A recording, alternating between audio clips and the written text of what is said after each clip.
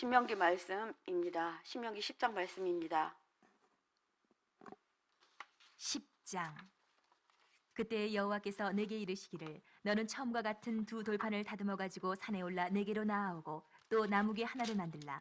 내가 깨뜨린 처음 판에 쓴 말을 내가 그 판에 쓰리니 너는 그것을 그 궤에 넣으라 하시기로 내가 조각목으로 궤를 만들고 처음 것과 같은 돌판 둘을 다듬어 손에 들고 산에 오르매 여호와께서 그 총의 날에 산이 불 가운데에서 너희에게 이르신 십계명을 처음과 같이 그 판에 쓰시고 그것을 내게 주시기로 내가 돌이켜 산에서 내려와서 여호와께서 내게 명령하신 대로 그 판을 내가 만든 궤에 넣었더니 지금까지 있느니라. 이스라엘 자손이 부에롯 브네야 아간에서 길을 떠나 모세라에 이르러 아론이 거기서 죽어 장사되었고 그의 아들 엘르아살이 그를 이어 제사장의 직임을 행하였으며 또 거기를 떠나 국고다에 이르고 국고다를 떠나 이웃바다에 이른즉 그 땅에는 시내가 많았으며 그때 여호와께서 레위 지파를 구별하여 여호와의 언약궤를 매게 하며 여호와 앞에 서서 그를 섬기며 또 여호와의 이름으로 축복하게 하셨으니 그 일은 오늘까지 이르느니라.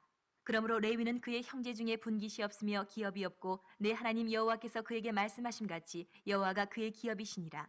내가 처음과 같이 40주 40야를 산에 머물렀고 그때에도 여호와께서 내 말을 들으사 너를 차마 멸하지 아니하시고 여호와께서 내게 이르시되 일어나서 백성보다 먼저 길을 떠나라. 내가 그들에게 주리라고 그들의 조상들에게 맹세한 땅에 그들이 들어가서 그것을 차지하리라 하셨느니라. 이스라엘아, 내 하나님 여호와께서 내게 요구하시는 것이 무엇이냐? 곧 내 하나님 여호와를 경외하여 그의 모든 도를 행하고 그를 사랑하며 마음을 다하고 뜻을 다하여 내 하나님 여호와를 섬기고 내가 오늘 내 행복을 위하여 내게 명하는 여호와의 명령과 규례를 지킬 것이 아니냐. 하늘과 모든 하늘의 하늘과 땅과 그 위의 만물은 본래 내 하나님 여호와께 속한 것이로되 여호와께서 오직 내 조상들을 기뻐하시고 그들을 사랑하사 그들의 후손인 너희를 만민 중에서 택하셨음이 오늘과 같으니라. 그러므로 너희는 마음의 할례를 행하고 다시는 목을 곧게 하지 말라. 너희의 하나님 여호와는 신 가운데 신이시며 주 가운데 주시요 크고 능하시며 두려우신 하나님이시라. 사람을 외모로 보지 아니하시며 뇌물을 받지 아니하시고 고아와 과부를 위하여 정의를 행하시며 나그네를 사랑하여 그에게 떡과 옷을 주시나니 너희는 나그네를 사랑하라. 전에 너희도 애굽 땅에서 나그네 되었음이니라. 내 하나님 여호와를 경외하여 그를 섬기며 그에게 의지하고 그의 이름으로 맹세하라. 그는 내 찬송이시요 내 하나님이시라. 내 눈으로 본 이같이 크고 두려운 일을 너를 위하여 행하셨느니라. 애굽에 내려간 내 조상들이 겨우 70인이었으나 이제는 내 하나님 여호와께서 너를 하늘의 별같이 많게 하셨느니라. 아멘. 하나님의 말씀입니다. 전에도 말씀드린 것처럼 신명기는 모세가 죽기 전 한 달쯤 즈음에 이스라엘 백성들을 모아놓고 유언과도 같은 설교를 합니다. 그는 백성들에게 하나님이 당신들을 사랑하여 우리에게 주신 언약을 반드시 지켜야 살 수 있습니다. 이렇게 말해줍니다. 하나님은 우리를 지키시기를 원하시고 약속하신 가나안 땅으로 반드시 인도하여 내실 것이니 제발 애굽에서 인도하여 내신 하나님만 믿고 우상을 만들지 말라라고 부탁하는 내용입니다. 10장의 1절은 그때라는 단어로 시작합니다. 그러면 그때는 어떤 때를 말할까요? 그때의 배경은 출애굽기 32장이 배경입니다. 이스라엘 백성들은 모세가 하나님을 만나러 가서 내려오지 않자 이스라엘 백성들은 심히 불안했습니다. 지도자도 없고 하나님이 자신들을 떠난 것 같으니 자신들을 인도하여 낼 신을 만들자 이렇게 모의합니다. 모세가 돌아오지 않은 것을 보면 하나님도 우리를 버리신 것이다 이렇게 생각했던 것입니다. 그래서 하나님 대신 금송아지를 만들자 이렇게 말합니다. 그리고 금송아지를 숭배합니다. 그 모습을 보고 모세는 분노하여 하나님이 친히 만들어주신 두 돌판을 가지고 내려오다가 던져 깨트려 버립니다. 모세가 십계명을 하나님께 받아 들고 내려오다가 깨트려 버린 사건 이후 그때를 말합니다. 모세는 그때의 일을 소상히 기억하고 간증합니다. 나는 십계명을 다시 얻기 위하여 시내산에 머물며 40주 40야를 하나님께 간구하였습니다. 나의 기도를 들으신 하나님은 백성들의 반역을 용서해 주시기로 하시고 진멸하시지 않겠다는 뜻을 가지셨습니다. 하나님은 나의 중보를 들으셨고 하나님은 나에게 총회를 열라 말씀하셨습니다. 그때 하나님은 불 가운데 임재하셨고 나에게 다시 언약을 써주시기로 결정하셨습니다. 하나님은 나에게 내가 깨트린 두 돌판 대신 다시 돌판을 만들어라. 돌판을 넣을 궤도 만들어라. 그리고 내게 가지고 다시 올라오너라 이렇게 말씀하셨습니다. 사랑하는 성도 여러분, 하나님은 왜 모세에게 돌판을 만들어 오라고 하셨을까요? 처음 주었던 돌판은 하나님이 직접 돌로 다듬어서 그 위에 써 주셨는데, 두 번째 돌판은 모세에게 만들어 오라 하신 이유가 무엇일까요? 하나님이 화가 나신 걸까요? 그리고 돌판을 넣는 괴는 왜 만들어 오라고 하신 것일까요? 우리는 이 시간에 이것들을 한번 상고해 보려고 합니다. 하나님은 모세가 만들어 온 두 돌판에 처음 새겨 주었던 말씀을 그대로 다시 새겨 주십니다. 그리고 그 돌판을 궤에 넣어 보관하라. 가나안에 들어가기까지, 성전에 안치할 때까지 이 궤는 아무나 움직여서는 안 된다. 이 궤를 움직이는 방법을 상세하게 말씀해 주십니다. 누구가 메어라, 어떻게 메어라, 어떻게 고리를 끼워라, 어깨에 메어라, 이렇게 가르쳐 주신 것입니다. 하나님은 모세의 기질을 너무나 잘 알고 있었고, 특히 이스라엘의 백성의 불순종을 너무나 잘 알고 있었습니다. 다시 아마 모세의 손에 들려주었다는, 또다시 모세는 깨어버릴 것 같은 두려움이 있었지 않았겠습니까? 돌판을 언제 깨뜨릴지 모르는 때문이었을 수도 있습니다.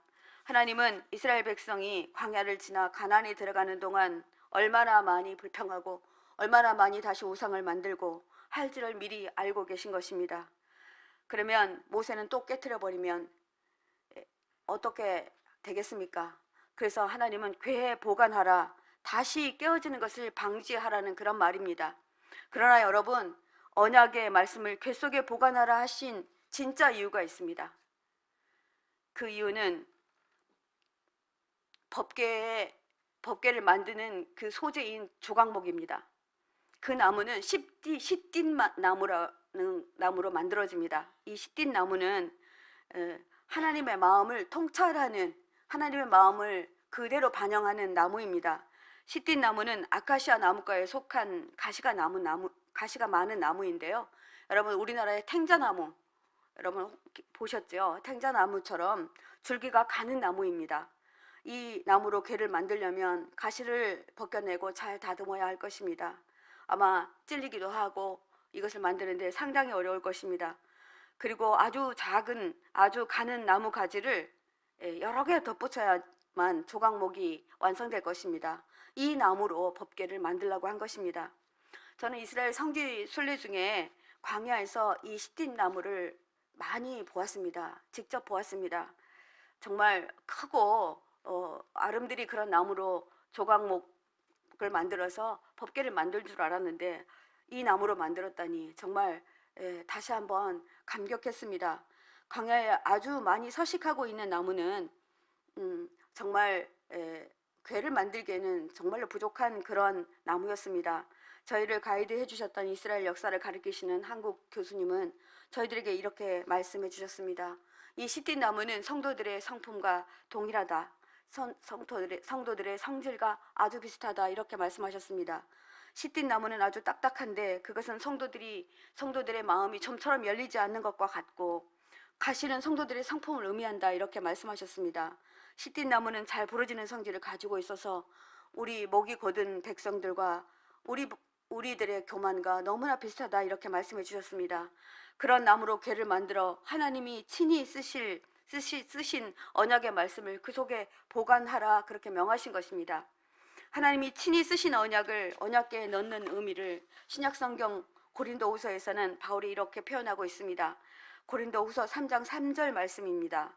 그것은 먹물로 쓴 것이 아니라 살아계신 하나님의 영으로 쓴 것이요, 돌판에 쓴 것이 아니라 가슴판에 새긴 것입니다. 하나님은 돌판에 언약을 새기시고 언약궤를 보관하셨습니다.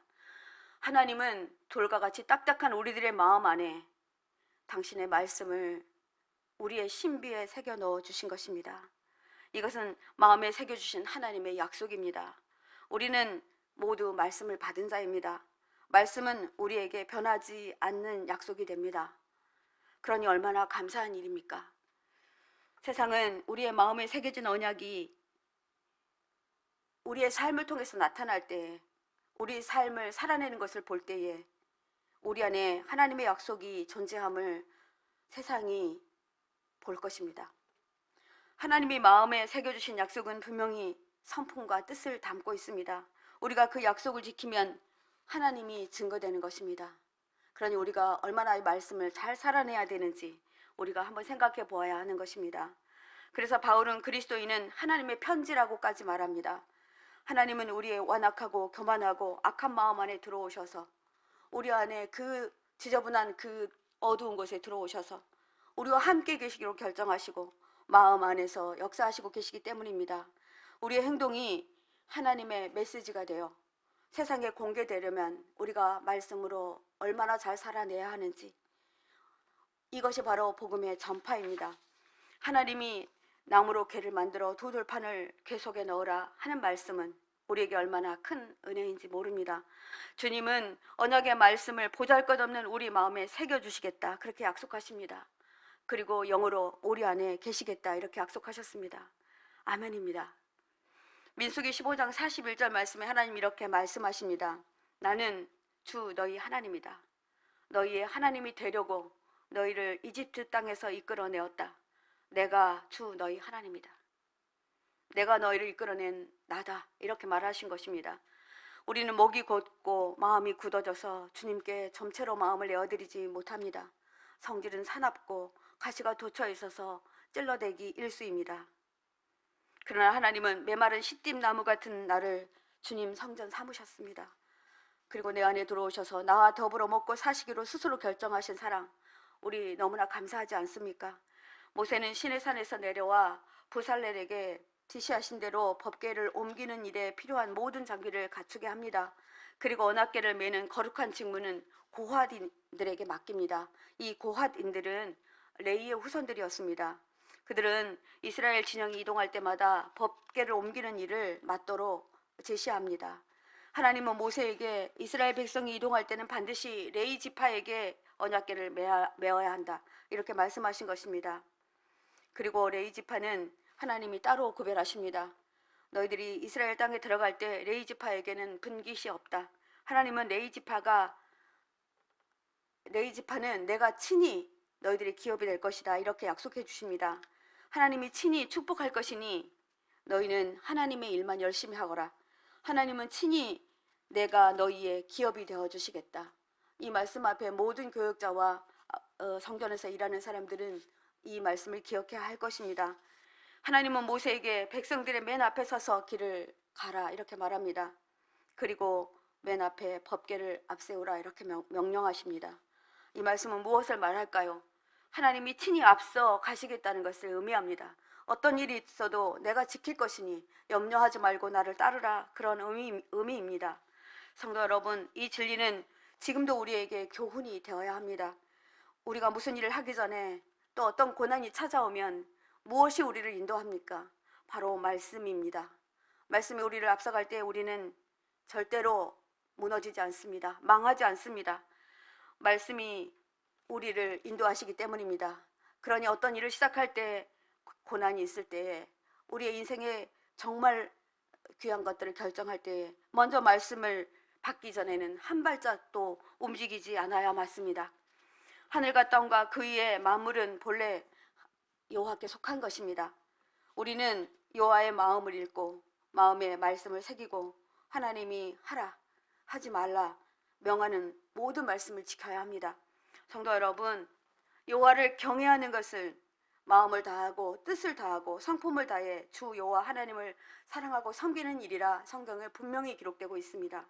오늘도 우리는 이렇게 다짐해야 합니다. 주님을 경외하는 것 너무나 귀하고 아름다운 일입니다. 본문 16절 말씀에 모세는 이스라엘 백성들에게 할례를 행할 것을 당부합니다. 할례는 하나님과 맺은 약속의 표징입니다. 할례할 때 남자들의 가장 중요한 부위에 표피를 잘라냅니다. 이것으로써 하나님과 이스라엘 사이에는 언약이 성립됩니다. 하나님은 너희와 나와의 약속의 그 표징을 너에게도 내가 새긴다, 이렇게 말씀하신 것입니다. 우리 인간에게도 내가 준 약속의 증거와 너의 몸에 새겨질 그 증거를 합해서 우리 약속은 성립되었다, 이런 뜻입니다. 에레미야 선지자는 이스라엘 백성들에게 할례에 대해 이렇게 정의합니다. 에레미야 4장 4절 말씀입니다.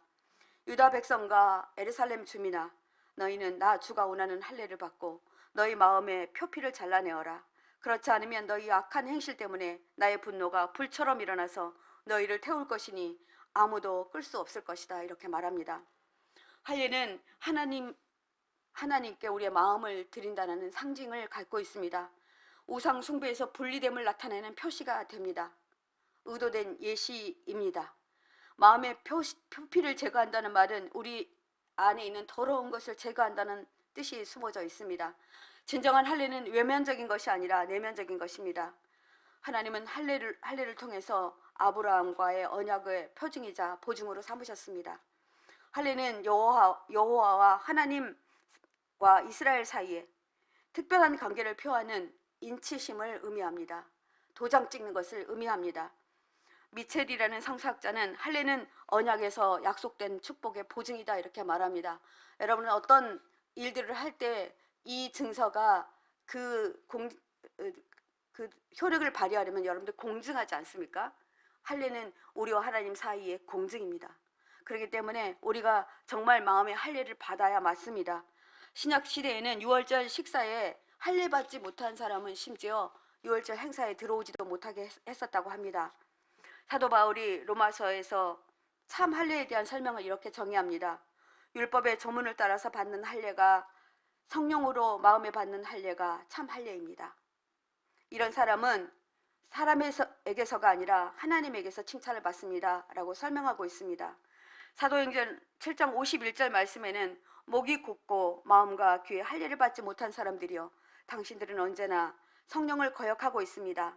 당신의 조상들이 한 그대로 당신들도 하고 있습니다. 우리가 마음의 할례를 받지 못하면 여전히 불순종하고 여전히 하나님 뜻에 순종하지 못하고 거역합니다. 목이 고다 성령을 거역하는 것은 마음의 할례를 받지 못한 증거라는 말입니다.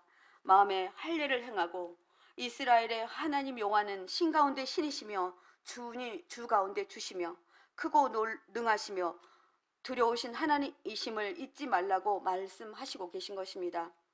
다시는 목을 곧게 하지 마라. 문자적으로는 더 이상 너의 목을 뻣뻣하게 하지 마라 이런 뜻입니다. 할례 받지 않는 마음은 성령의 호소에 무감각합니다. 하나님이 아무리 말씀하셔도 그 말씀이 마음에 들어오지 않습니다.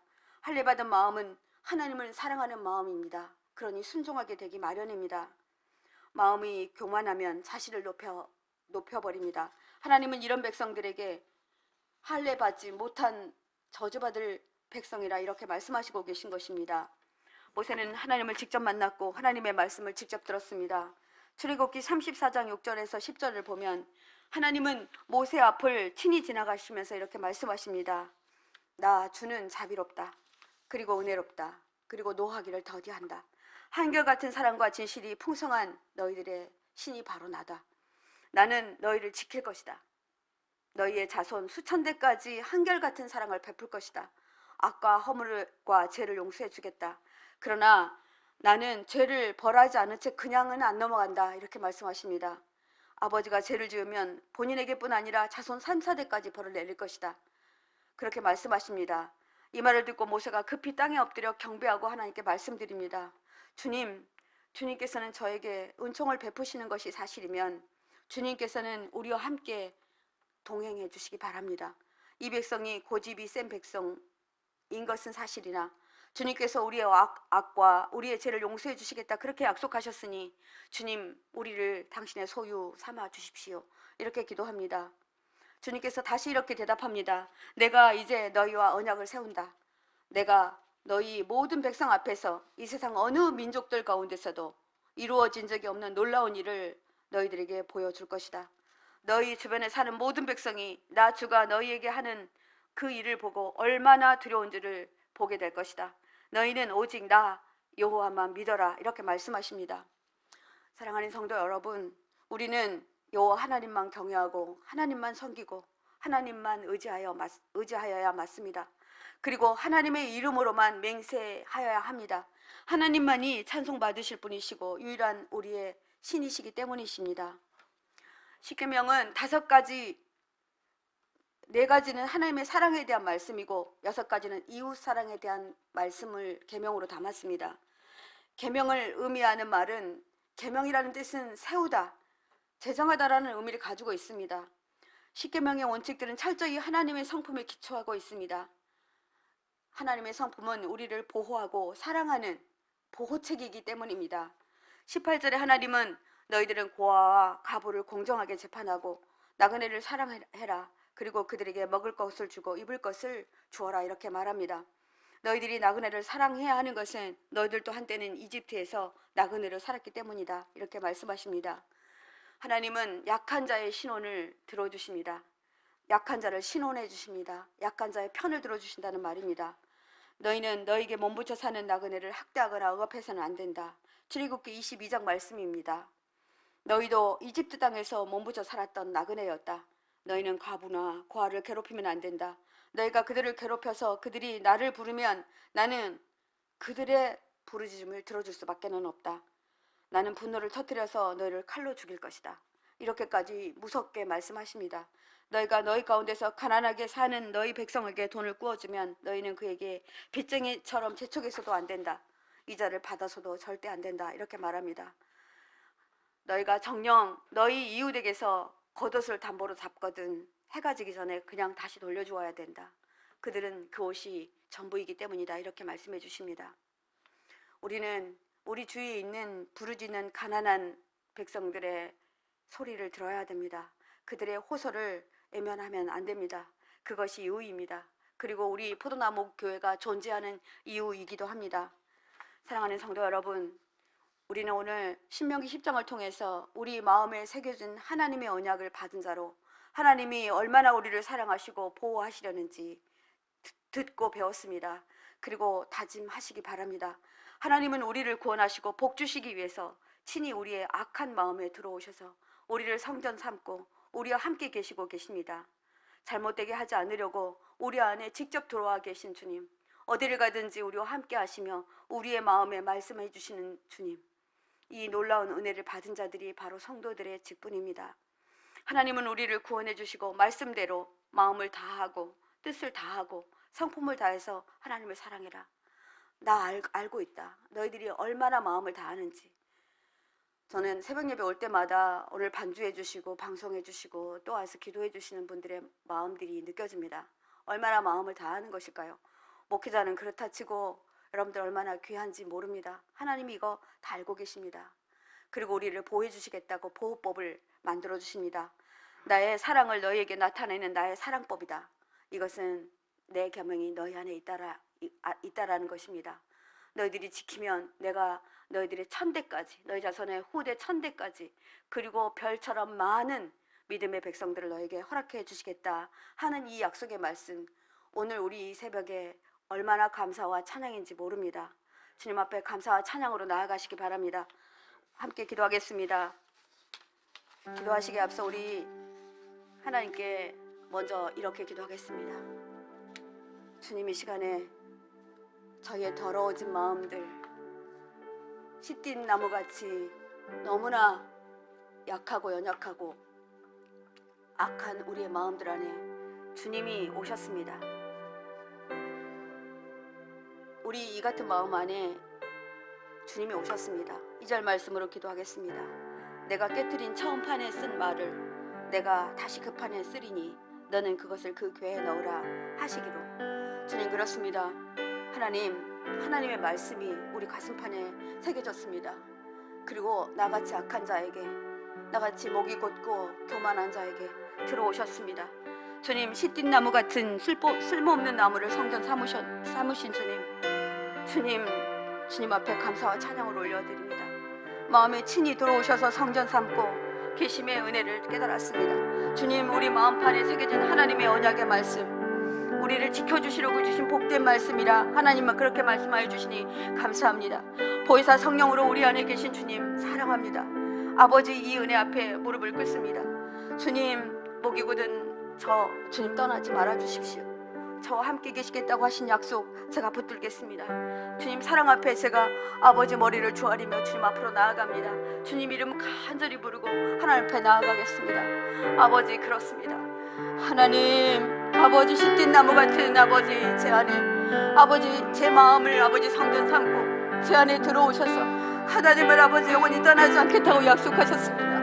하나님, 우리 성도들의 연약함, 아버지 저의 연약함, 저의 교만함, 저의 아버지 연약한 마음, 하나님 아버지 이것을 아버지 마다하시지 않으시고 나의 아버지 연약함 안으로 들어오셔서 아버지 귀한 말씀, 언약의 말씀을 우리 가슴판에 새겨주시고 신비에 새겨주시고 하나님 나는 너를 지키기 위해서 너희 안에 거한다 이렇게 말씀해 주시니 진심으로 감사드립니다. 하나님 제 마음에 들어오셔서 하나님 지금도 말씀하시고 회개하게 하시고 하나님 돌이키게 하시고 하나님 앞으로 나오게 하시니 진심으로 감사드립니다. 하나님 하나님의 사랑 앞에 어떤 말도 할 수가 없습니다. 어떤 말도 주님 앞에 아버지 하나님 아버지 교만하게 말할 수가 없습니다. 하나님 저희 안에서 하나님이 일하여 주십시오. 하나님 언약의 말씀은 우리를 아버지 보라려는 것이 아니라 우리를 두렵게 하려는 것이 아니라 우리를 지키시는 것이라는 것을 깨달아 알게 하여 주셨사오니 하나님이 말씀 앞으로 나아갑니다. 하나님 다시는 두려워하지 않겠습니다. 나와 함께 계신 주님이 나를 지켜주실 것이기 때문입니다. 아버지 나의 가정 누구와 함께 하기 때문에 아버지 우리는 두려워하지 않고 아버지 하나님 외로워하지 않겠습니다. 하나님이 말씀 앞으로 나아갑니다. 주님 함께 하여 주십시오. 주님이 그렇게 하실 것을 믿습니다. 너가 마음을 다하고 뜻을 다하면 그렇게 아버지 하나님 지켜주시겠다 하신 그 말씀 또한 아버지 붙듭니다. 하나님 인도하시고 주님 축복하여 주시옵소서. 함께하여 주시옵소서. 12절 13절 말씀으로 한 번 더 기도하시다가 여러분 귀가하시기 바랍니다.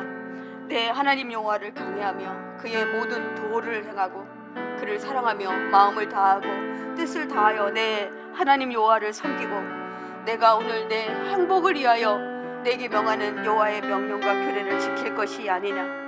아멘. 그렇습니다. 하나님을 사랑하는 것은 하나님의 인격에 대한 사랑임을 알았습니다. 그것은 하나님의 뜻을 사랑하는 것이라는 것을 알았습니다. 그리고 우리가 하나님의 뜻대로 하나님의 진리대로 살아내는 것은 바로 우리가 하나님을 사랑하는 표현임을 알았습니다. 그리고 이웃을 사랑하라는 하나님의 마음 하나님 받아들입니다. 그것은 하나님을 사랑하는 것이기 때문에 우리가 주님의 말씀대로 그대로 순종하겠습니다. 하나님의 뜻을 실천하며 살겠습니다. 주님 죄인된 우리를 구원해 주신 주님 그렇게 살아가도록 우리를 이끌어 주십시오. 주님 이름 크게 한번 부르고 기도하겠습니다.